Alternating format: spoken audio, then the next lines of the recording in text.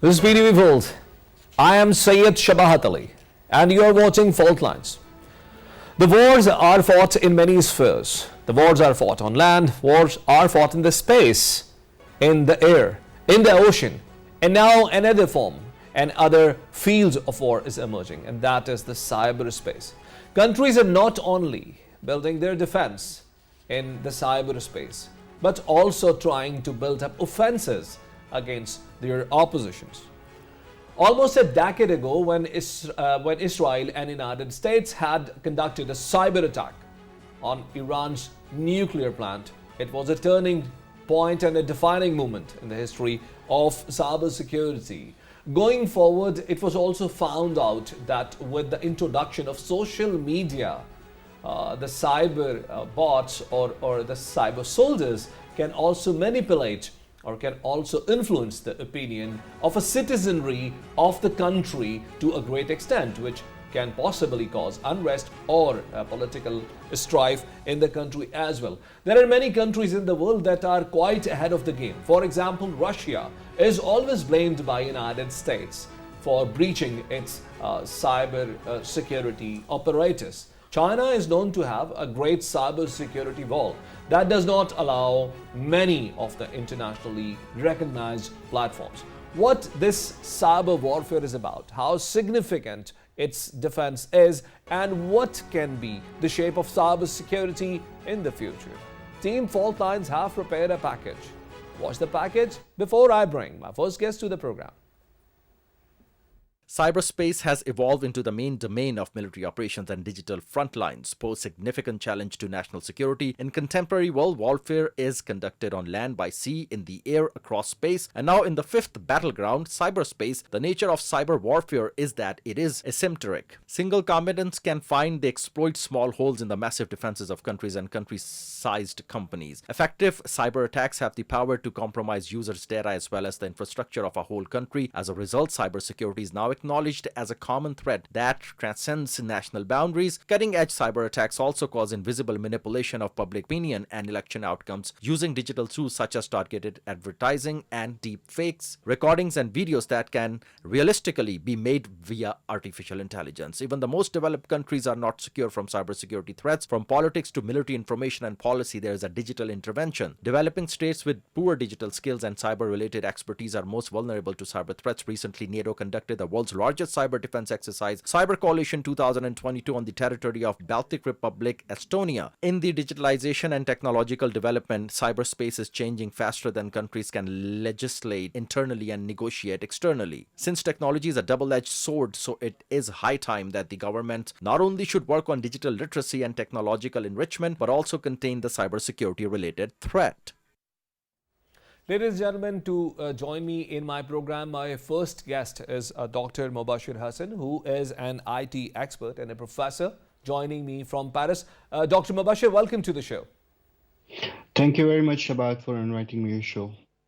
Dr. Mubashir, we are talking today about cybersecurity that is increasingly becoming a subject not only significant but also strategic in nature. Do you agree that the very nature of the subject is getting more significance with each passing tick of the clock? Definitely, I do agree with you that this is one of the important tools which has been increasingly used against enemies like any other war tools. So I do agree with you that it has increased the presence and its importance in the present day. And Dr. Saab, with each day or each new person added in the international network of people connected through internet, we are entering into an age of hyperconnectivity. Our devices, our offices, our traffic, everything is integrated together.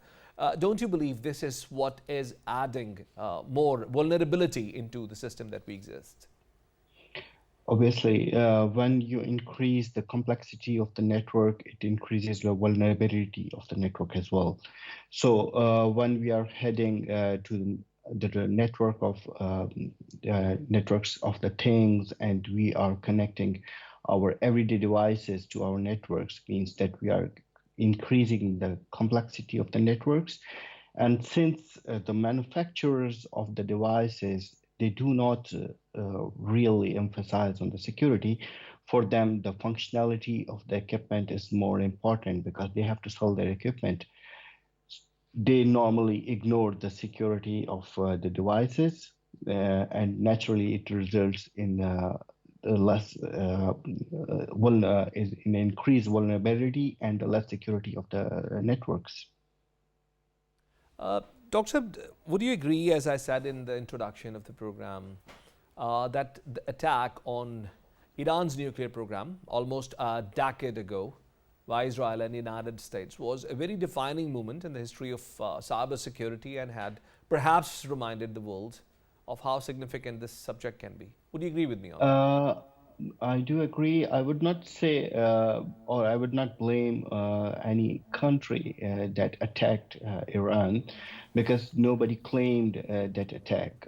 There are many hypotheses on the thing that it was Israel, it was America, or it was any other country. For us, we have certain lessons to learn that what actually the world learned from that attack.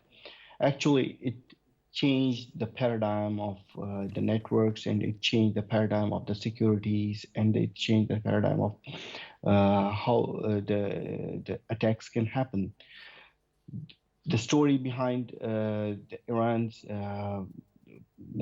attack was a simple USB device that was plugged into some system, and that exploit, which was copied into that USB device, was used to change the centrifuge's speed, that at what speed they were designed to function, and that exploit or that malware was actually manipulating the devices for their normal functioning.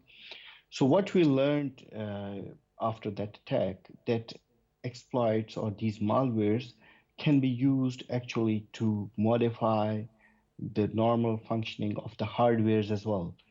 In the beginning, it was only thought that the malwares or the viruses, they are only meant and designed to harm the software. But this was defining moment. Then the world saw that actually the hardwares which were designed to do some certain functions, they are actually controlled remotely, and their functions, the normal functions, was modified for some very reasons we all And know Dr. that. Mubashir, as we hear a lot from United States, every time when there is a problem with regards to cybersecurity within the United States, normally the fingers are pointed toward Russia. Now, I'm not saying that whether Russia does it or not, but does that actually mean that Russia is too much ahead of the game when it comes to cyber attacks and cybersecurity? Actually, everybody does it. We should not say that Russia is not doing and Ukraine is doing or America is not doing and they're finger pointing some other country. This is the cyber attacks. They are used like any other war tools. Like we have guns, and the guns can go into the wrong hands as well. So, should I say that one country is not producing arms and the other country is producing arms? So every country has been creating the arms, and they are having these arms to attack their enemies. So similarly with the cyber attacks as well, they have created exploits. They have been creating the exploits since many years, and the history of war between Russia and America is not new. Since the ages, there have been conflicts between the two countries, and they have been doing the uh, exploiting each other's network. Either it was in the world wars or before that, or in the war of the Cold War. And now when we are in the peace, even then they are doing it. The both countries, they are doing it. So we should not say that one of the country is uh, involved and the other country is very innocent. No, actually it is not. And uh, to your surprise and to our audience surprise as well, all Middle Eastern countries, they prepare these type of exploits to control their population, their common people, because they want to have a certain type of checks what their people they are doing, what their population is being doing, and similarly with China, with all other countries who really control their people. So they are really involved in developing of such tools which allow them to control the cyber world. Yeah, and lastly, Dr. my last question, I understand this is time for your iftar. Tell me, is China a great example for the students of cybersecurity? Because we normally read a lot about the great virtual wall that China has built that does not allow any of the major social media platforms, doesn't give them inroad into the country. I've heard even you cannot operate platforms like Google without using a VPN in China. So is China a real case study for the rest of the world in this matter? Shab, again, I would not finger point any country regarding this, but I would like to emphasize that how we can produce the bubbles, the security bubbles to protect our people. Every country has the right to control external attacks to their country. So China is one of the example. They have created that bubble, the security bubble, and they do not allow any American or any foreign softwares to operate within the country, because the data that is being processed in these countries that goes out of their territory, and they don't have any control over the data. So once the data goes out of the country, it is a risk. It is a risk for national security. Is a risk for people's personal data security. So it's one of the examples that they are controlling their country by not allowing data to go out of their country. So this is their right. They are doing it, and whether the world appreciates that or no, this is one of the example we are seeing actually. And China is not only one country that has been doing it. Japan has a very strict control over their data, their voice data, or their cyber data. They do not allow other countries to store that. Similarly, with the European Union does not allow their data to be stored even in American data centers. So all the countries, they have their own rules and regulations over this data security that it is their right to choose whether their data goes out of their territories or not. Thank you very much, Dr. Mubashir Hassan Malik, for being guest in our program today. Ladies and gentlemen, this was Dr. Mubashir Hassan Malik, and you just heard how he thinks of the international larger, bigger game where different countries are coming up with different strategies to ensure the cybersecurity. We have invited another cybersecurity expert in our studio, and he's going to tell us how this cybersecurity saga looks from the micro level and how does it go up to the macro level. And my guest is Mubashir Sirgana, who is a cybersecurity expert. Mubashir, welcome to the show. Thank you, sir. Mubashir, we are talking about the cybersecurity, and you just heard what my first guest in the program has said. What is your take on China building this great wall and ensuring that nobody intrudes it, nobody goes out? How good of an example it is? Because we have just heard in the recent past that Iran was also thinking to do something on similar grounds with the help of Chinese engineers. So how good of an example it is when it comes to cybersecurity? Thank you so much for inviting me.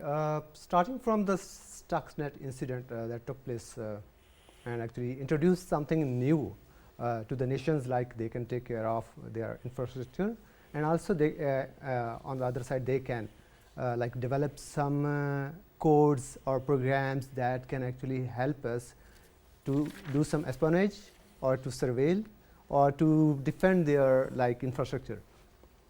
So, after this Stuxnet incident, when President Xi Jinping took charge in 2013, one of the first things that he did was like he established a working group, leading group to secure the internet and infrastructure of China.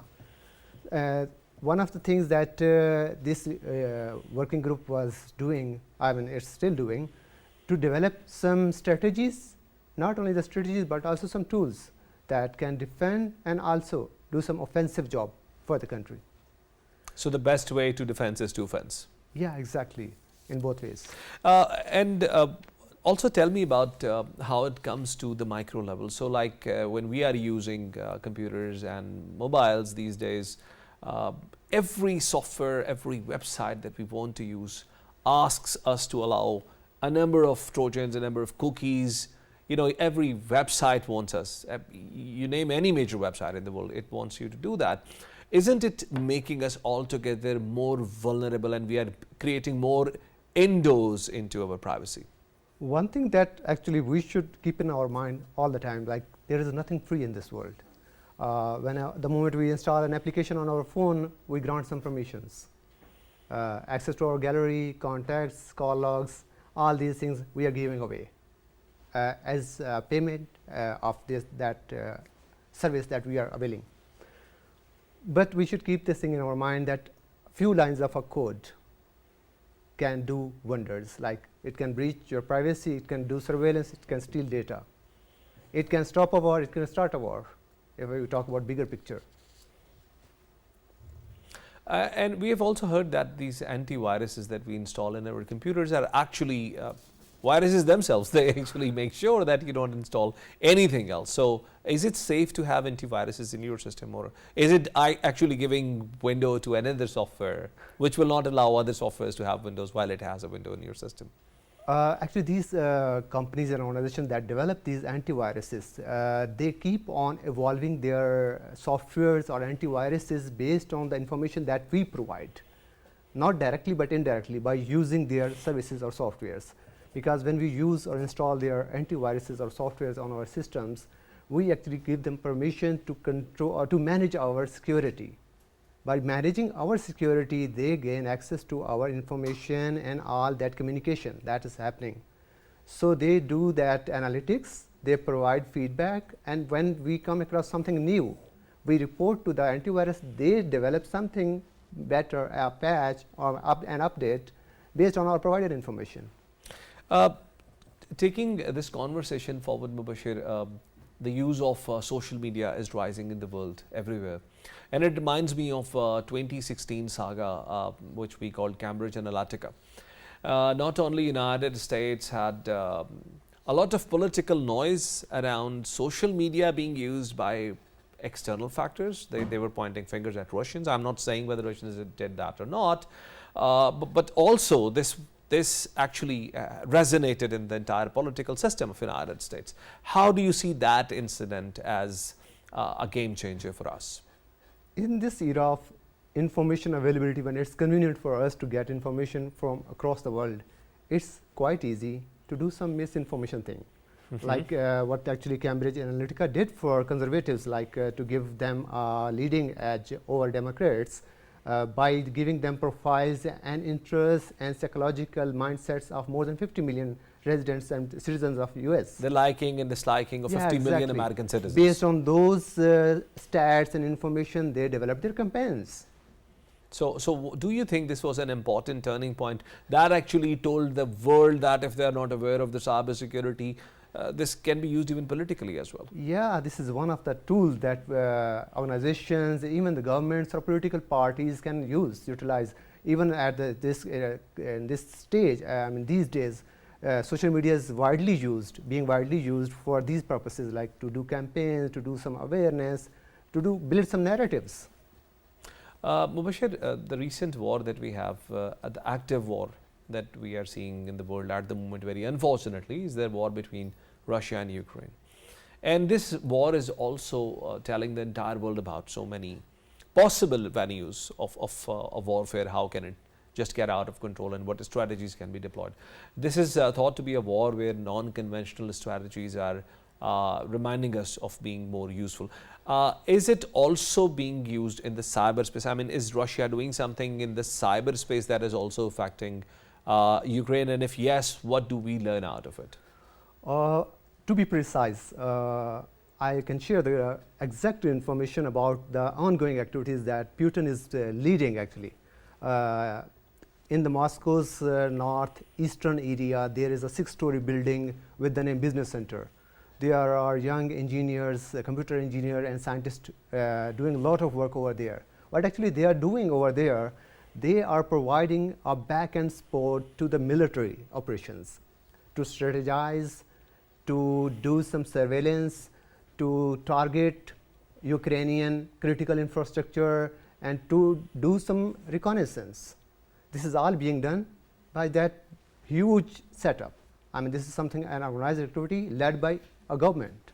So that means in future other armies and other militaries are also going to use cyber information or cyber warfare as a major tool of oppression. Yeah, it started actually from the US when they developed their cyber command.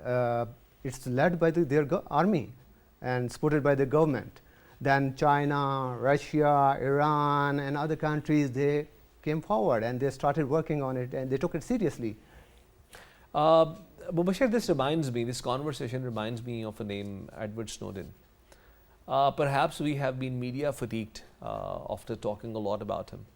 But his revelations told us a lot about the pilferage of information that is happening. Can you summarize what exactly he told the world and how does it concern us today?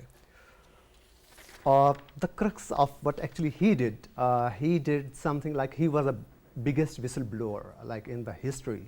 So far, if we talk about the security, cyber security and the important and worth of information assets, like to what extent we can cause damage and to what extent we can build our security. Like he not only exposed the worst scenario, but he also exposed that nothing is guaranteed, nothing can be guaranteed, that is secure. No, but you have to tell me a bit more detail exactly what did he find out? What pilferage or what loopholes did he find out in the existing system of information? Yeah, I can give you the best, like NSA's security is like its top level security. There's no doubt, no one can doubt like on their skill set, about their skill set and also about their security measures. But a person like Edward Snowden, like he was though an insider, but he got access into their critical information assets. That information was like about their whole programs, their activities of the US government, about their projects and plans to do some activities against countries, nations, and also to target their, like inside the country, to strategize their activities. Mubashir, lastly, we had this conversation about ChatGPT a couple of programs ago, and you were also a guest in that program, and you spoke about cybersecurity. Now, how does this look to you as a threat, as an expert of cybersecurity? Does artificial intelligence seem to be a threat for our cybersecurity operators, or it is an opportunity to further augment the systems that we live in? If we talk about artificial intelligence and it's a holistic picture, like it's something like made to support human beings, like to facilitate human beings. But on the other end, at the same time, it's doing something beyond like facilitating human beings. Like it's providing and facilitating people to do bad things, even quite easier than conventionally when they are supposed to do or they want to do. Like it's easily you can get information how to hack into your system. The artificial intelligence based system like ChatGPT can provide you step-by-step process about things to get it done. So you are concerned with this introduction of artificial intelligence's major leap, which is called ChatGPT, to be a problem for us in future? definitely, it's not only providing some support, but also providing us an easy and convenient way to get things done. Thank you very much, Mubashir Thank you. Sargana, for being guest in our program today. Ladies and gentlemen, the cybersecurity experts that we spoke to are quite concerned about the way our cybersecurity looks at the moment, but they're also very hopeful that the significance of cybersecurity is going to increase further in all the future conflicts. We'll take a break and we'll join you back with second segment of the program. Stay with us.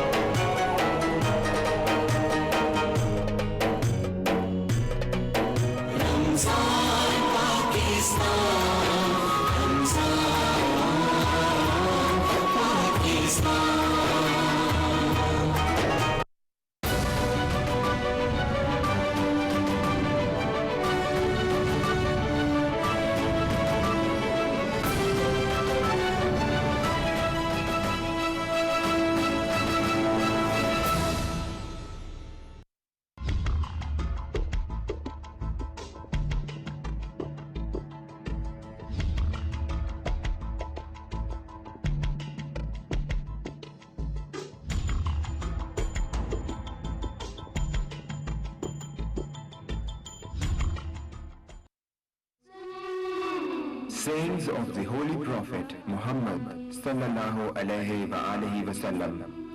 He who does not respect elders, does not have mercy on children, does not commend what is good, and does not forbid what is evil, is not one of us.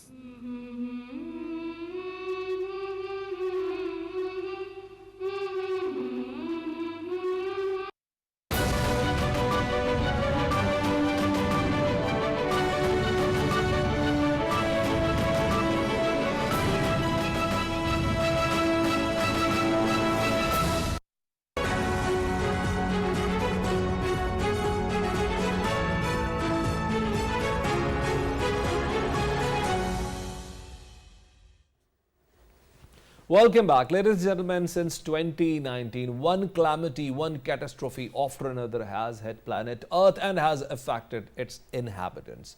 Starting from COVID virus that affected almost the entire globe, then followed by a supply chain crisis, followed by international hyperinflation crisis that is unfolding, another debt crisis that is propounding, followed by some countries deciding not to trade in USDs, rather opting for parallel currencies. And now the debacle of various banks in the United States of America remind us of the testing time that we are living into, have paramount challenges that require human race to actually come up with an entirely different strategy. The failure of banks in the United States of America was not a small thing for the international financial system. Rather, its shocks are still affecting the global financial markets at large, and it is one of the major fears of many experts that this crisis may start hitting the developing nations as well.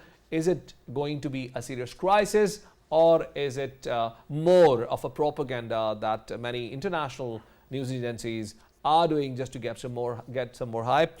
To answer these very pertinent questions, we have invited an expert of political economy who has remained in defining positions in major financial institutions operating in the country. He has also experience of working in some international finance in Dubai and Tokyo. I'm joined by Sultan Ali Haider, our famous expert for political economy. Sultan, welcome to the show. Thank you, Shabbat. Thank you for inviting me again. Sultan, we are talking about this international financial crisis that is unfolding, and we are afraid that starting from the United States, this might have a domino effect. I think that is correct, and that has been happening. The core reason is one of the main examples is it has started with this Silicon Valley Bank.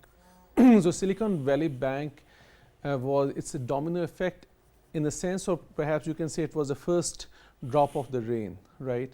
So it showed the example of what is happening in the US market and how the changes in US market are impacting vulnerability and sort of impacting banks due to their vulnerabilities which were hidden. So what has essentially happened is that the Fed, as we are aware, it increased its rate very, very rapidly. So usually you would hear that Fed would be increasing its rates by 25 basis points. For those who do not understand, 25 basis points mean 0.25%. So those were the increments that people were used to. Now in a very short span, we were aware of rates hovering around 1%. Now the rates in a couple of years' time, they skyrocketed, I would use the term skyrocketed, to about 6.25%. Now what has happened is that the financial sector was not expecting this rapid of an increase in these rates. From economists' perspective, it was the right thing to do. So there's one side of the economy and economic theory that you look at, that inflation is increasing, you need to increase interest rates, so that is the prudent thing to do to curtail inflation. But on the flip side, when the rate is so rapid, the rate of increase is so rapid, banks are not prepared for that. Now, lastly, in SVP's case, Silicon Valley Bank's case, they were holding essentially securities, or you can say they had invested in loans. Those loans were giving high interest rate yield, right? Now what happened was that once the Fed rate increased, essentially you can say in the market, any depositor can just go to a normal savings account and still get a very good rate. When that situation happens, the high risk securities which are giving higher interest rates, their value decreases because people have better securities. So when their value decreased, the assets that the bank was holding, they started declining in value. So which in other words means the asset they were holding, they have to adjust the loss on their balance sheet for good accounting practice. When the news started to get out, or when the news became more public, not to the specialized analysts but to ordinary people, that essentially led to a run on the bank. But the final nail in the coffin, interestingly, was it was a pure PR thing, so it comes to your domain. So when the CEO of the bank called people and said everything is okay, that told people... That is when they realize it's not okay. It's not okay. But if we zoom out of the picture that you have just very articulately defined, it means this is not something which was only specific in nature for Silicon Valley Bank. No. Rather, the entire US banking sector is in grip of looming crisis. Yes. So the figure, one of the estimates is around $653 billion of unrealized losses are sitting on the balance sheets of different US banks. Now that is why the Fed had to also step in and pump in cash, and then there was this guarantee, essentially guarantee given to depositor that they will not be losing money, so that people do not lose faith in the banking sector. Again, that is a step away from the classical economics. And then there's a lot of political debate on, again, because the bailout are you bailing out the depositor, are you bailing out the banks, right? So while that debate is happening, that takes us to another thing. It was not limited to the US then, right? Because all of the interest rates across the world move with the US Fed rate. Why? Reason is we have seen that the US currency has appreciated a lot vis-a-vis all the other currencies, right? That has created a lot of crises, imports have become expensive, and that creates a lot of economic crisis in so many different countries that you cover. Now to keep up the value of their currency, they have to increase the interest rates. So they have also increased their interest rates. So similar problems have started happening across in different countries. Now some of the banks which already had trouble So very good example of that is Credit Suisse. You just showed that in your introductory segment. So Credit Suisse was a bank which had more of business model issues. From European history perspective, you can say Ottoman Empire used to be called sort of the sixth man of Europe. The term wasn't used for this, but Credit Suisse had problems, right? But with this crisis, certainly this confidence was shaking. So now the Swiss government stepped in, right? So there were talks of UBS, which was a rival bank, taking over Credit Suisse.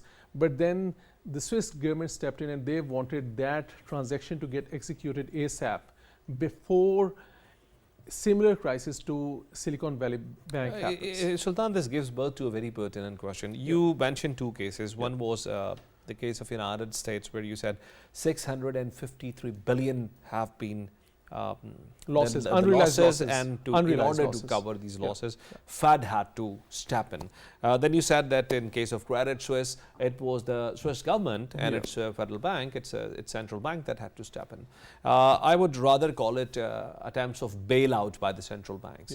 But when the similar bailouts are done by the countries like Pakistan, where we are under immense stress of the international and local debts, we're not allowed that by the international lender agencies because they believe this is not a healthy economic practice.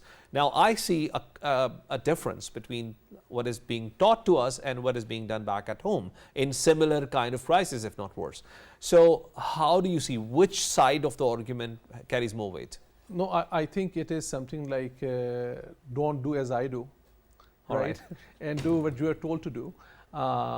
Very interestingly, I was just seeing an interview by an ex-colleague of mine who is of Lebanese origin, and he was talking about the Lebanese economy. And he was saying that since the US is doing all of this, how come IMF advises all other economies? I do not understand exact nature of the crisis, financial crisis in Lebanon, but Lebanon has been going through a lot of similar crises. And they're saying IMF tells not to bail out the depositors. And he was saying that a similar discussion was there about the US financial sector. Core commodity is trust. If the trust is there, deposits will return. If the deposits are there, then banks can make it through. If the banks can make it through, the trust is there in the financial sector, then the economy also works because there's trust in the economy. So yes, so that's exactly the question. It's not just being asked here in Pakistan, but across the world in other countries in similar situations. So it raises big question marks.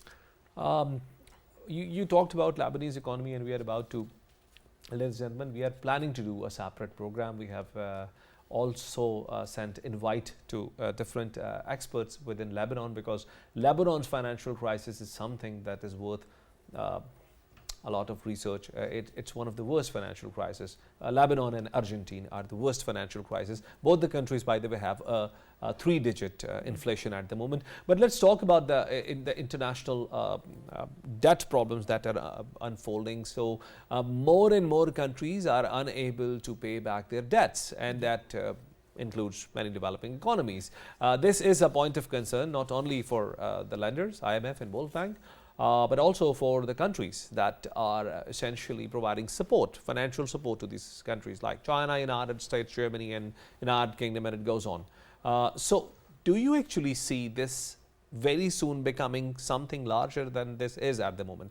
Because I am somehow seeing a chain reaction about to trigger if these economies that are contributing to the lenders are in such deep crisis and they have to go back to rescue their own financial system, there will be lesser money left for the international rescue. And there is a lot of issue in terms of donor fatigue, right? So we have seen in other circumstances. So one is that. The other thing is that in terms of the overall debt situation, you also see that the confidence of different world's central banks about US Fed and holding US securities is going down. It's so interesting. I think about a year back, we spoke about the Ukraine war and the sanctions on Russia and how the Russian assets, forex assets were frozen, right?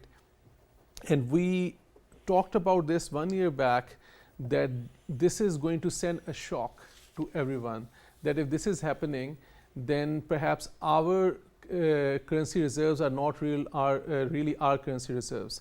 Now that thing is happening.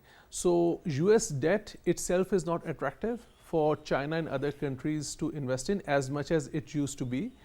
Now the other statistic to look at is that gold buying has increased, and there are multiple countries who have been consistently buying gold. Interestingly, Turkey has been the highest buyer of the gold in the last 12 months. Again, so to strengthen your own currency, you want it to be backed more and more by gold rather than the US dollar. Lastly, in terms of financial crisis and debt management of these countries, one of the very interesting news is that Malaysia has been in talks with China, and they want to create something like an Asian monetary fund, so in parallel to IMF, and that again, it will not be based on the US dollar. Now there's all of this pressure coming in. So last 1 year has really changed things a lot when it's about weaponization of the dollar, right? If I can just add something here. Let's gentlemen, what Sultan Ali Haider is saying, there are countries including Kingdom of Saudi Arabia, India, Brazil, Russia, Turkey, South Africa and Malaysia that are increasingly becoming more interested to trade in currencies outside US dollar. In last 1 minute, Sultan, how big of this of a problem can this be for the United States that essentially relies on USD being an international currency, and also sanction its oppositions if they don't abide by its terms? Sorry, last part of internal sanctions, but what I mean, United States take a lot of advantage of of USD being an international currency. It's a big portion of its soft power. So how is it going to affect the international financial system if USD's popularity goes down and gold becomes more popular? So, as you were saying, it's just like the electrons try to find the path of least resistance, right? So initially they were not. A couple of years back they were not. Now multiple other alternative routes of trade have been put into place. The examples you have shared already, right? And oil trade, so oil trade is now not happening in USD. So the USD peg to dollar was removed by Nixon when he obtained a guarantee, or he got into an agreement with Saudi that all oil will be sold in USD, and then it was enforced with other countries. Now even Saudi is not selling all of its oil and gas in USD. So that thing is going away.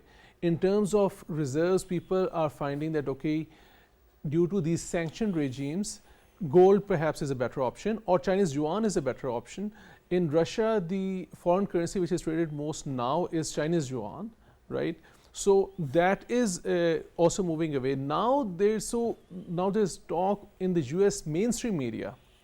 Initially it was fringe, but it was mainstream media that US cannot no longer weaponize its dollar through sanctions, otherwise value will decrease, because they are afraid they cannot print endlessly to end their own financial crisis. So I personally feel that now the pressure of sanctions will reduce going further into the future to save their own dollar currency. Thank you very much, Sultan Ali Haider, for being guest in our program.